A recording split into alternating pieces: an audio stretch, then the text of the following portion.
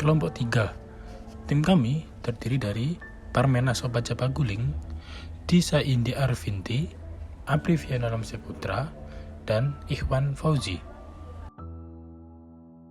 Film dokumenter berjudul Pengabdian untuk Negeri menceritakan kisah inspiratif Ibu Sri Handayani, seorang guru wiyata bakti di pelosok desa.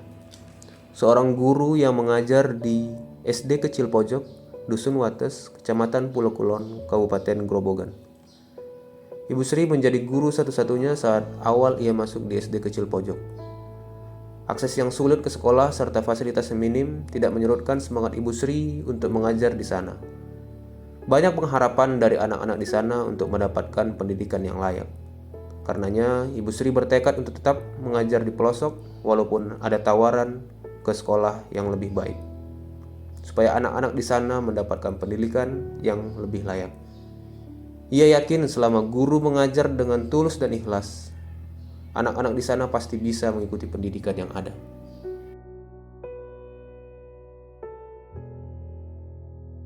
Berorientasi pelayanan. Ibu Sri Handayani mengabdikan dirinya untuk mengajar dan mendidik siswa yang ada di dusun terpencil, walaupun dengan fasilitas yang sangat minim dan gaji yang seadanya. Pada saat mengikuti survei lapangan, Ibu Sri harus jatuh berkali-kali dari motor karena jalan yang licin dan rusak. Namun, karena tekad dan kegigihannya, Ibu Sri tetap melanjutkan perjalanannya. Saya itu mengajar di SD sini itu sejak November 2006. Jadi kurang lebih itu 16 tahun.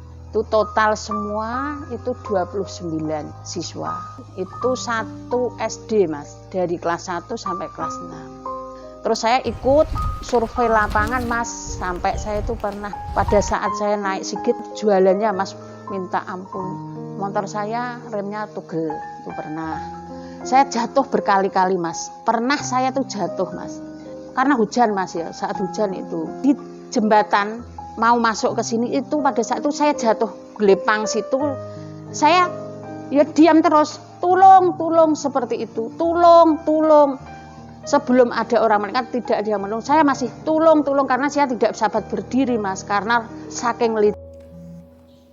Akuntabel. Ibu Sri berjanji untuk mengajar di sekolah SD Pojok Kecil guna meningkatkan pendidikan di daerah tersebut dan dilaksanakan hingga sekarang.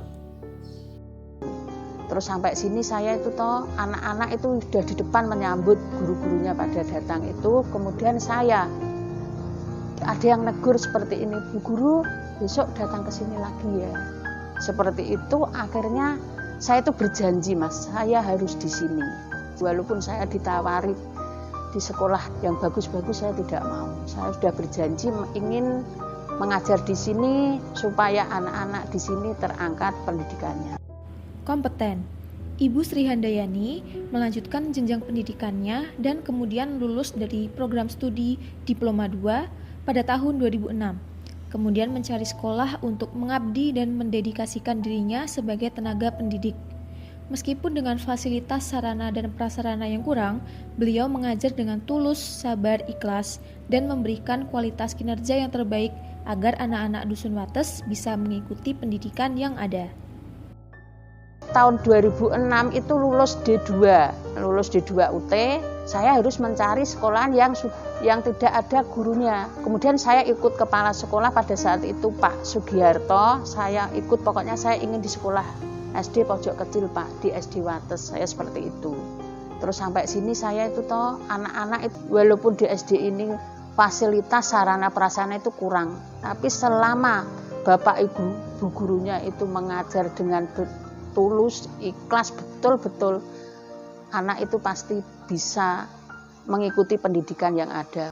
Harmonis. Ibu Sri merangkul dan mengajak bersama-sama warga sekitar, yaitu orang tua murid, untuk membimbing anak-anak, dan warga pun sangat mendukung. Utama itu juga kerjasama dan kerja bakti warga sini. Pokoknya di sini itu gampang.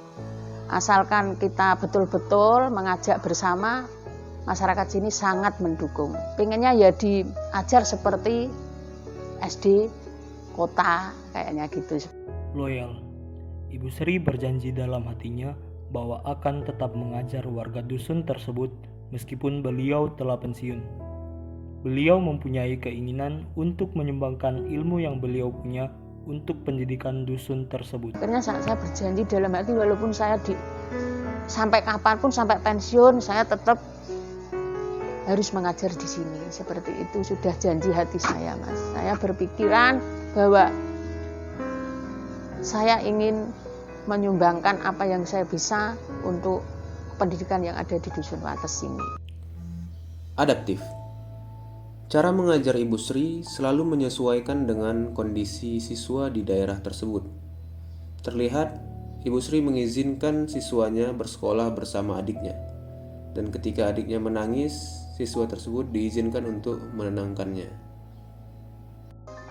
Ibunya itu setelah bangun tidur itu anaknya berangkat sendiri, mandi sendiri, pakai baju sendiri. Terus berangkat sama adiknya ikut. Ibunya diurengan. Seperti itu, hari-harinya seperti itu. Ya sudah, saya ya dengan sabarnya, tadi kadang ada yang membawa adiknya, itu ya sudah terbiasa saya.